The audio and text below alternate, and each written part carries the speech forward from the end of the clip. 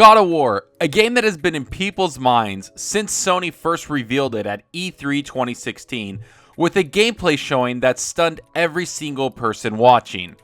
Fast forward to 2018 and the release of God of War, and we can safely say that the hype surrounding the game was well deserved, and some might say even downplaying just how great an experience it is. The game, when it first starts, does carry a very serious tone, with Kratos chopping a tree down, expressing that this story is going to be a different experience for gamers, uprooting what they know about this amazing franchise.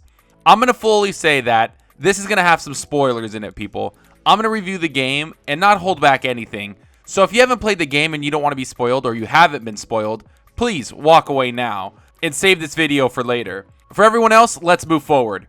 Now, I'm going to come forward and admit that I was very hesitant on this game because I didn't know if it could live up to the expectations I have for the franchise. God of War is by far my favorite franchise on the Sony platform. I absolutely adored the first games that came out on PS2 and PS3. I even played the mobile versions because I enjoyed the game so much. So once I saw the change in the gameplay and the overall change in story, I was very hesitant. I didn't know if there was going to be these epic boss fights that changed how I looked at gaming. This review will dive into how I feel the game might have changed my mind on this franchise, and if it's actually Game of the Year through the eyes of an Xbox-centric gamer. First up is graphics, which will certainly impress even a person that's used to having the power of the X behind their games. From the start screen to the end credits, the game will make you stop and take in the scenery, especially the details that Kratos carries with him throughout the entire gameplay. The different types of armor are greatly designed and have details that just can't be missed. I was fortunate enough to play this game on the PS4 Pro, which made the game that much better compared to the base system. The game does have some texture pop in here and there, but it's not game breaking, and the draw distance can be a little underwhelming, which I don't fault the game because they execute everything else to perfection.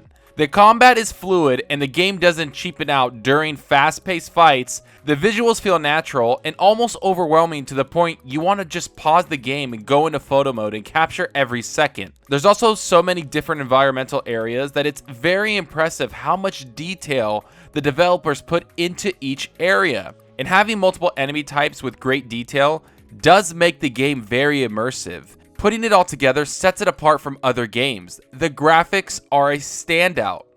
Next up is the sound, which I have to say is pretty damn good. Kratos' voice acting is top notch with almost nothing to complain about. Every single scene, even when he says maybe 3 words, you actually feel the emotion that the character is exuding. And when he is combat and yelling and swinging his axe, and Atreus is warning you of incoming enemies, and you hear the thud of your axe cutting an enemy, or you hear the Chaos Blades destroy all types of enemies, the game is truly at its best. Be it in the sound the world serpent makes, or the sound a dragon makes as you're running for cover, the game has such strong sound quality. The grunts that Kratos makes when he takes a hit or when he's tossing his axe are unmatched. This is one of the best parts of the game. It makes you feel like you're in a fight for your life, and the environment and the characters all combine together to make it such a great experience for the ears. But let's dive into the controls of the game, which are one of the most precise controls I've ever played. This hands down is one of the biggest reasons I believe this game won Game of the Year over Red Dead Redemption 2. While it's well documented that I find Red Dead's controls to be its ultimate downfall, God of War has the complete opposite effect for me. It's one of the best parts of the game and makes it the best PlayStation experience I've had in a long time. The game has a certain feeling of reward if you actually take time to learn the controls. As you level up, you obtain new combat abilities that require you to learn different unique controls.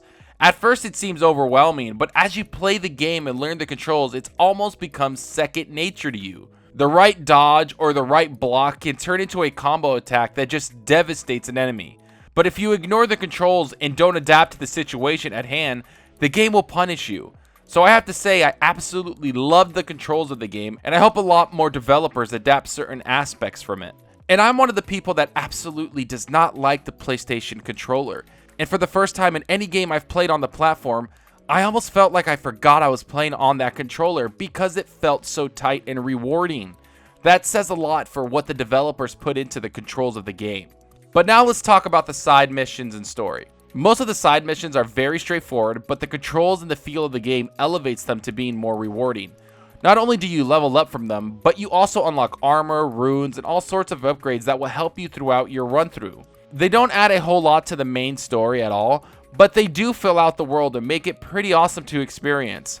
They also tie into some mythology of what the Norse gods have and all kinds of little stories. It's a fun time and very rewarding, and not to mention some of them are extremely challenging, especially these rifts that spawn like bosses, and they're pretty hard. You're in a tight quarters and you have to fight them, and it's pretty cool. I recommend people to do them because it does explore the world and expand the gameplay.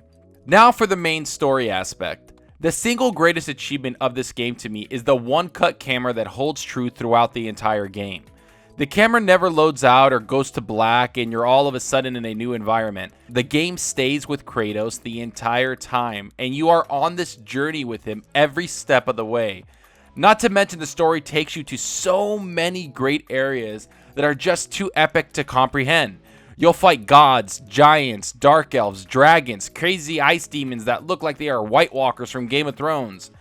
It's the best story mission I've played in a God of War game. The whole goal of this journey is to take the ashes of Atreus' mother to the highest point in the realm. And as you're doing that, you are being hunted by all the Norse gods. They are hunting you because they have a problem with you being in their realm after what Kratos did to the Greek gods.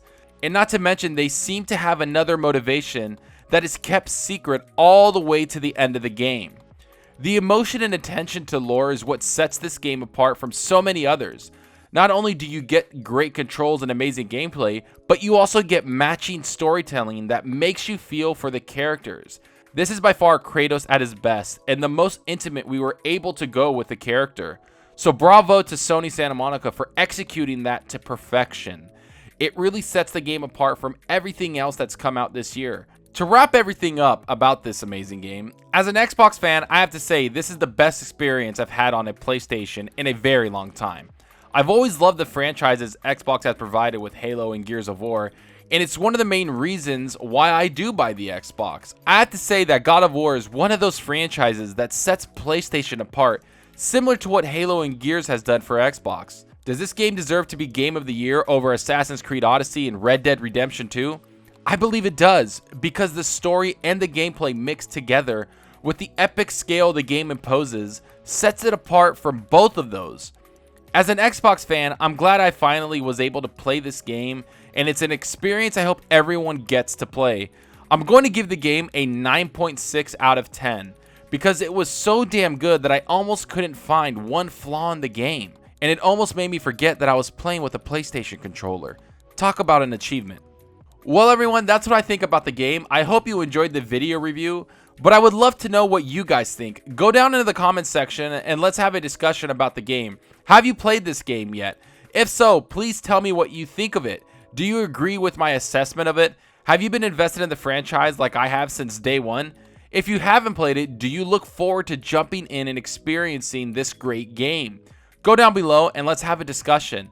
And like always, hit that like button and that subscribe button. It means a lot to me and it helps the channel out a lot. And please follow me on Twitter at Zalker87. I'm always around talking to everybody in the community and just having a great time talking about gaming. Thanks for watching everybody. I'm out of here. And remember, enjoy your gaming. Later.